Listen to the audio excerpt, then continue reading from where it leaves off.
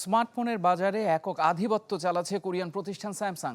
গেল বছর তালিকার শীর্ষে অ্যাপলের নাম উঠে এলেও আবারও নিজের অবস্থান ফিরে পেয়েছে প্রতিষ্ঠানটি। তবে বাজারে শীর্ষে থাকলেও এক দশকে তাদের শেয়ার 25% থেকে কমে প্রায় 19% নেমে এসেছে। এরপরে আছে চীনের প্রতিষ্ঠান শাওমি, ভিভো আর অপ্পোর নাম।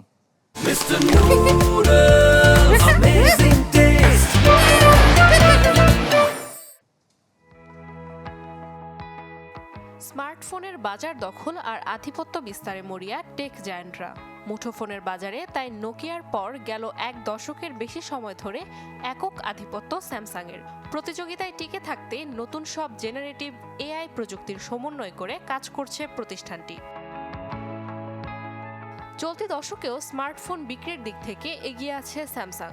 গেল বছরের ডিসেম্বরে বাজারের শীর্ষ অবস্থান দখল করে নেয় যুক্তরাষ্ট্রের প্রতিষ্ঠান অ্যাপল। কিন্তু আবারও সরবরাহ ও বিক্রি বাড়িয়ে নিজেদের অবস্থান জানান দেয় কোরিয়া ভিত্তিক প্রতিষ্ঠানটি।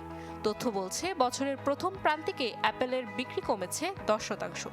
বছরের দ্বিতীয় প্রান্তিকে এসে বিশ্বব্যাপী স্যামসাংয়ের সরবরাহ প্রায় 54 মিলিয়ন ইউনিট। অন্যদিকে একই সময়ে অ্যাপলের ফোন সরবরাহের পরিমাণ 45 মিলিয়ন ইউনিট। বর্তমানে বিশ্বের 38টি দেশে স্মার্টফোনের বাজারে সবচেয়ে বেশি শেয়ার নিজেদের দখলে রেখেছে স্যামসাং, যেখানে অ্যাপল নেতৃত্ব দিচ্ছে 16টি দেশে।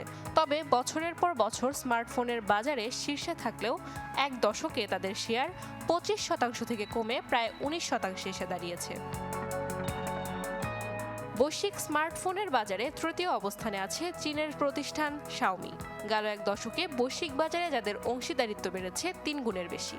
সাথে আছে আরও দুটি জায়ান্ট, ভিভো ও অপ্পো। নাদিয়া ইসলাম তুলি, চ্যানেল 24।